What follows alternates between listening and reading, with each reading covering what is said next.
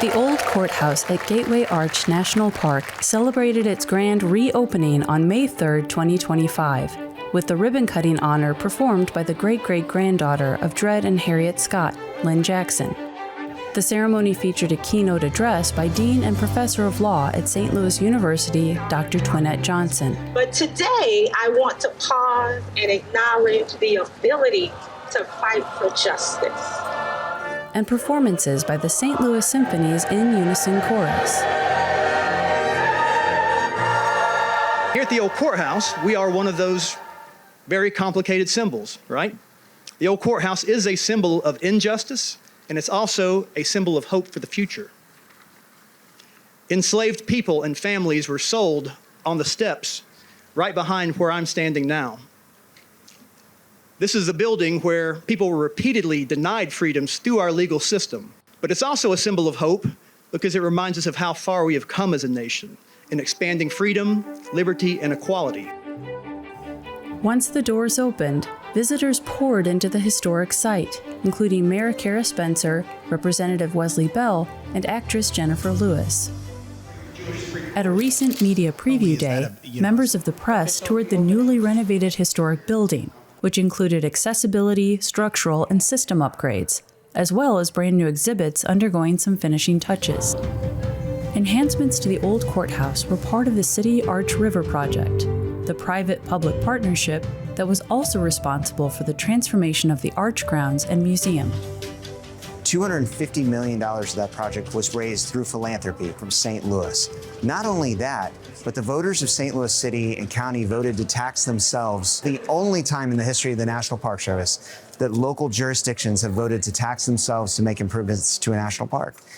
That shows how much St. Louis cares about this park, not just the symbol that it represents us to the world, but what this place means. When Gateway Arch National Park was first established as Jefferson National Expansion Memorial in 1935, it was created for three main reasons. So one was to commemorate Thomas Jefferson's vision of a continental nation and the role of St. Louis as a gateway to the West. The second was to tell the stories of the people who interacted, traded, and came into conflict as our nation grew west. But the third and very important reason was to protect the old courthouse as the site of the Dred Scott trial. So this is a key part of the reason that this national park was created. So that visitors can better understand the high stakes involved in freedom suits, like the one brought by Dred Scott. One of the new exhibits explores several centuries of the Black experience for both free and enslaved people in St. Louis, while another focuses specifically on the Scott family. For the first time, we're telling the Scott story as a personal story, a story of a man and a woman, parents of daughters, and how they faced the trials and tribulations of the court system. It feels like destiny today, and I really am excited that they're telling the whole story and about not just Dred and Harriet, but the other cases that were here. The stories that exist here in this building are so important. They're difficult. There's no getting around that, but they are important, and we need to uplift them. Our program manager, Pam Sanfilippo, worked with a challenging history group to talk about ways that we can present this history in a way that doesn't sugarcoat the facts, but doesn't traumatize young children and just can help deliver information in a way that they can understand.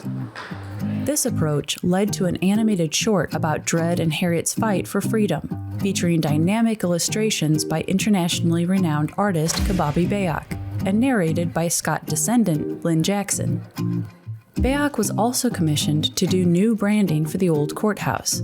The artist worked from original images of key players in the site's history, like the Scotts, Virginia Minor, and Lucy Delaney, to infuse his illustrations with a vibrancy that would feel more relatable than a black and white photograph.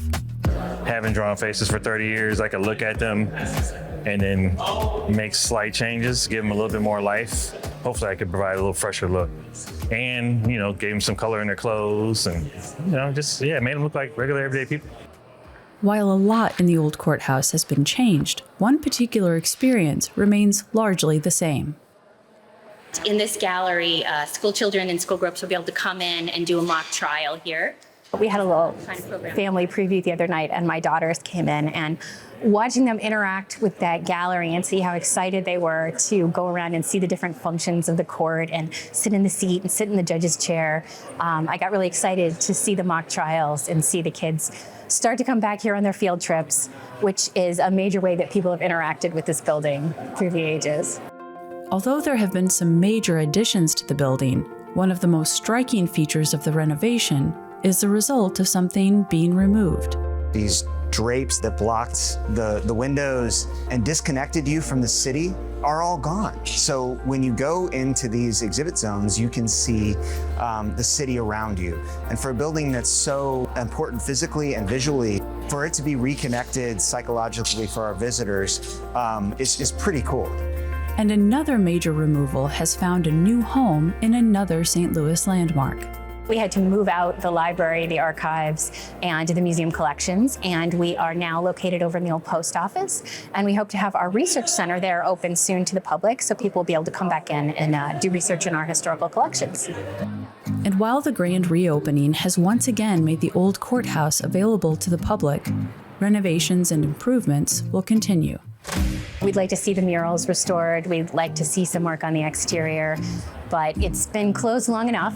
We need to get back open, let the public come back in. So any further work will take place in stages, and we'll try and keep everything open. Also ongoing will be the Gateway Arch National Park Foundation's commitment to supporting the historic site and ensuring that everyone has access to it. The foundation will maintain the exhibits here at the courthouse. We are funding field trips for Title I schools to ensure that every single child in St. Louis gets to go to the Arch. We eliminate all barriers for that to happen. I'm glad the new generation of kids will be able to come in here and know why things are the way they are here in our city. Some of these stories here have shaped just the vibe of the nation. There's nothing as a park manager and a long-term National Park Service employee that I care more about than having the American people come to national parks and enjoy these places. These belong to the American people. We're here to serve them and make sure they have a good experience. And so having them back in this building and having them in the park, that's the best thing that I can imagine.